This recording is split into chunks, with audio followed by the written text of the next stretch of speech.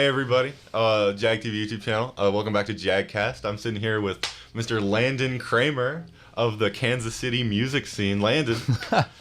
I am the entire Kansas City music scene. It is you. You are the driving force behind everything. Okay, that's a big burden to bear. So obviously I know because we play in a band together. But tell the audience a little bit about how you got started in the scene. So how I got started is I was recording in my bedroom just with a laptop and an interface, and I needed a drummer because I did not know how to play the drums and didn't want to. It's too much effort. Right. And I got in touch with a guy named Cameron Hergens who wanted a guitar player to come out with him and play covers on the sidewalk down at the plaza in the cold, in the rain. And we did it, and we had a lot of fun doing it.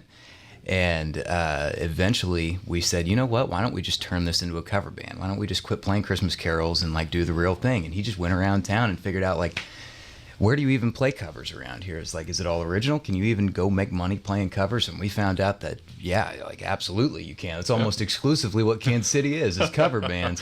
Oh yeah. And so we started playing places like the Levee and Tin Roof and John's Deck, the Phoenix Record Bar, just cover bands galore all over the place. And we met a lot of really amazing people, a lot of really amazing musicians. And after about a year, you know, we started off just going to jam nights and just showing people like, here, this is what we're capable of, this is what we got. And then eventually, you know, we were headlining these cover bars, you know, and making really good money doing it. Started a business, started an LLC, and like it really turned into something pretty fruitful.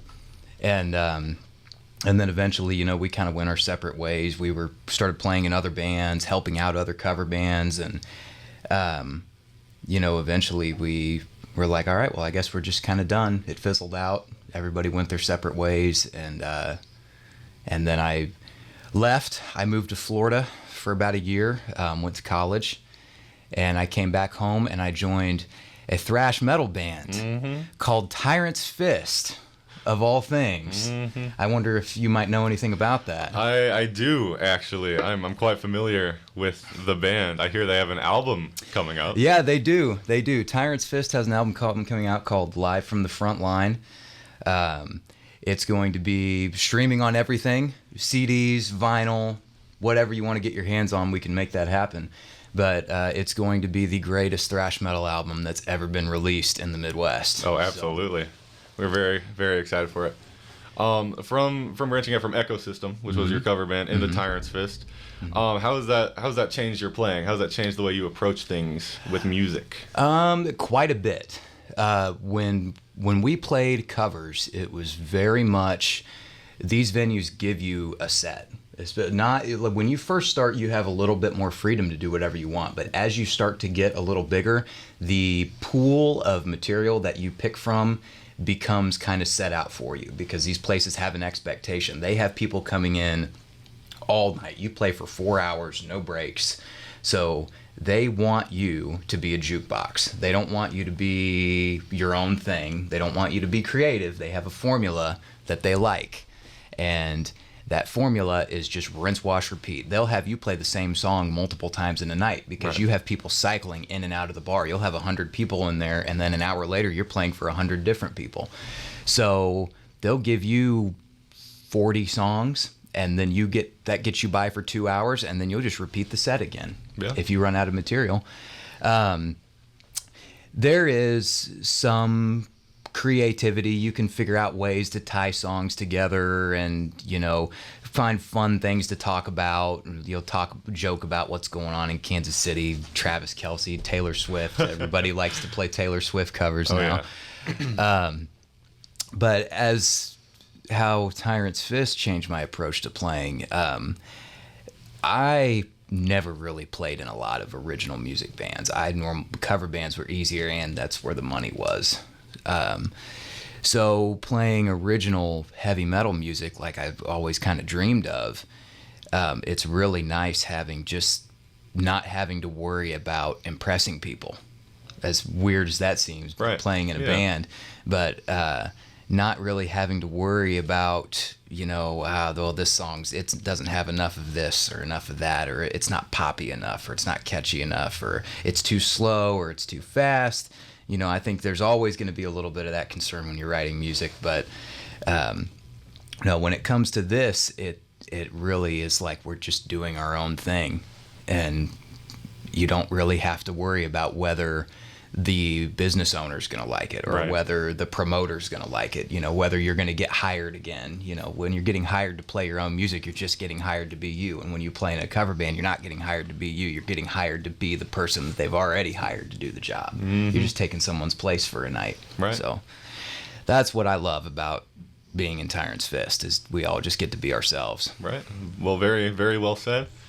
I will take this opportunity on JAGcast because it's my only time to milk talking about heavy metal music. You love heavy metal music. I do. It's my whole life. Absolutely. Tell me about some of your inspirations, some of your favorite bands. Well, my first love was Megadeth. Mm-hmm. That was my Marty Friedman and Dave's trading off solos and Rust in Peace and Countdown to Extinction. That just changed my life.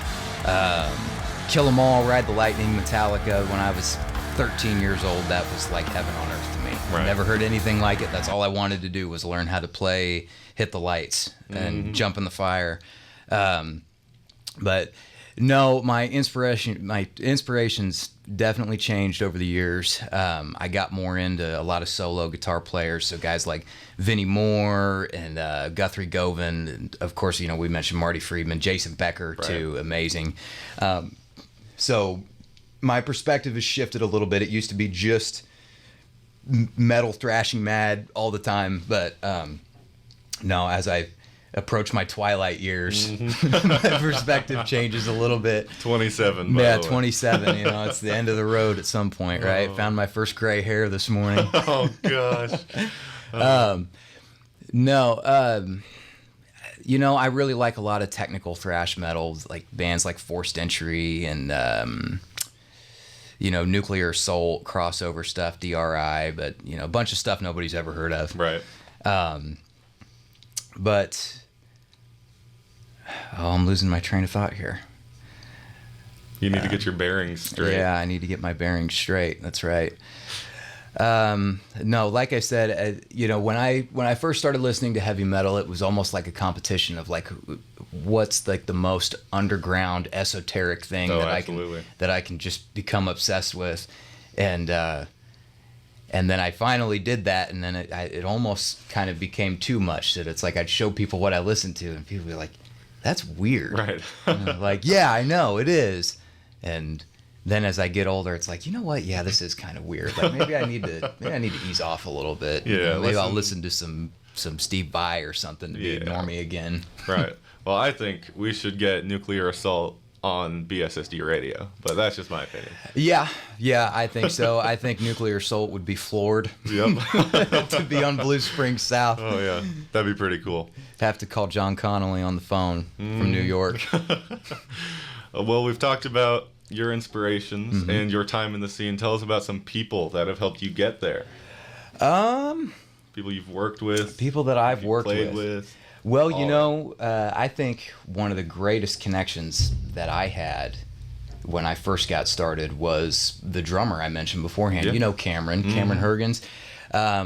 He is an excellent businessman, an excellent networker. That guy, he could literally talk his way into the White House if he had the chance. So he literally just he opened all the doors for us. Our bassist, our singer, we were all super introverted. We didn't want to leave the house for anything. And he would always be the one that would show up and be, all right, we got to play here. Then we're going to actually go here the same night and play after that. Then tomorrow morning we'll play here. And then next week we're going to play here. And we were like, we don't want to do this. And he was like, you just got to do it. It's what I do. I make these things happen. Yeah. He would make merchandise, and we were a cover band. It's like, cover bands don't have merch. And I'm like, well, we do, apparently. Yeah. So yeah, I think he was really who kind of broke me out of my shell, because I was not big on playing in front of people. Before, this was 7 or 8 years ago. I was did not want to leave the house to play at all. I just Right. wanted to play in my bedroom, and that was good enough for me.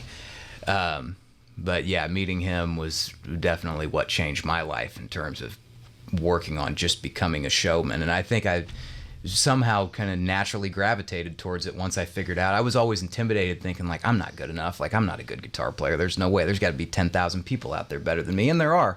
But as I got into the scene, I was like, you know what? I thought I was just going to get criticized for, you know, how young I was or not being good enough. And then I realized, like, hey, you know, maybe I'm not so bad at this. Right. And that kind of broke me out of my shell. And I realized, like, man, I want to do this till the end of time. This is awesome. So I have him to thank for really helping to break me out of my shell, so to speak. Very cool. Well, I can definitely relate to the young thing in the scene, absolutely, because we're sitting in a high school right now. Believe me, I'm aware. Oh yeah. You talk about shows and playing shows and getting out of your shell. I won't announce anything because nothing's official, but what do you think about touring?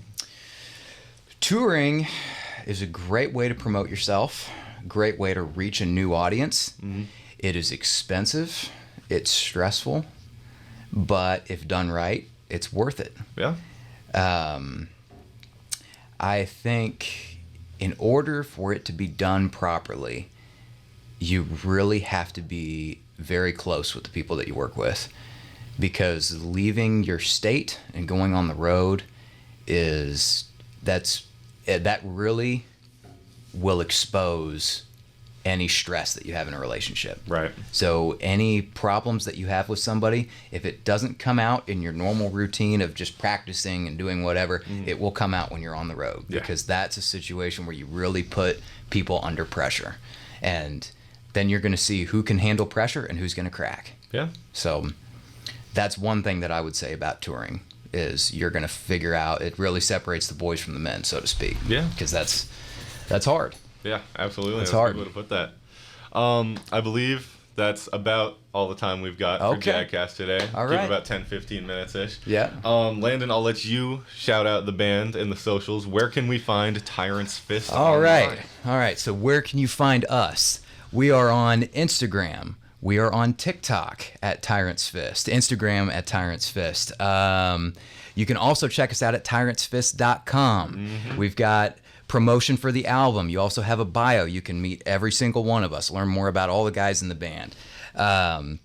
But yeah, that's it. Like I said, live from the front line, coming out this summer. You can also, we've got a show coming up, Nocturne, Endred, Lotus, Tyrants Fist. And that show date is TBD, but like I said, tyrantsfist.com, you can get your tickets right there. Absolutely. And I guess it circles back to JAG TV, our website, programmed by JAG TV alumni, Nathan Babe. That's crazy. Yeah. We've wrapped it up in a nice bow. So, Landon, thank you for coming on to JAGcast. It's been great. This is one of the best episodes I've ever listened to. So, Tyrants Fist. Tyrants Fist rules.